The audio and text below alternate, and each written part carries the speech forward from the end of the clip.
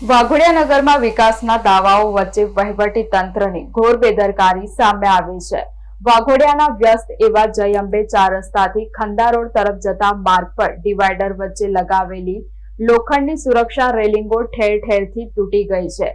આ તૂટેલી અને બહાર નીકળેલી લોખંડની અણીદાર રેલિંગો અકસ્માતને ખુલ્લું આમંત્રણ આપી રહી છે, જેના કારણે રોડ પરથી પસાર થતા હજારો વાહન ચાલકોના માથે સતત જોખમ તોડાઈ રહ્યું છે। સ્થાનિક રહીશોમાં માર્ગ અને મકાન વિભાગ તેમજ સ્થાનિક નગરપાલિકાના સત્તાધીશો સામે ભારે આક્રોશ જોવા મળી રહ્યો છે। લોકો સવાલ ઉઠાવી રહ્યા છે કે શું અધિકારીઓ કોઈ મોટી દુર્ઘટના ઘટે કે કોઈ નિર્દોષ વાહન ચાલક પોતાનો જીવ ગુમાવે તેની રાહ જોઈને બેઠા છે। જો આ તૂટેલી રેલિંગના કારણે કોઈ મોટી જાનહાનિ થશે તો તેનો જવાબદાર કોણ રહેશે? આ મુખ્ય માર્ગ પરથી રોજબરોજ અનેક નેતાઓ અને અધિકારીઓ સરકારી ગાડીઓ લઈને પસાર થાય છે, છતાં આ ગંભીર સમસ્યા તેમની નજરે કેમ નથી ચડતી કે પછી કામગીરી કરવામાં કોઈ રસ જ નથી? ચોમાસાની ઋતુ અને રાત્રિના અંધારામાં આ તૂટેલી રેલિંગ દેખાતી ન હોવાથી ગમે ત્યારે મોટો અકસ્માત સર્જાઈ શકે છે। વાહન ચાલકોની સુરક્ષાને ધ્યાને રાખી આ રેલિંગનું તાત્કાલિક સમારકામ કરવામાં આવે તેવી લોક માંગ પ્રબળ બની છે।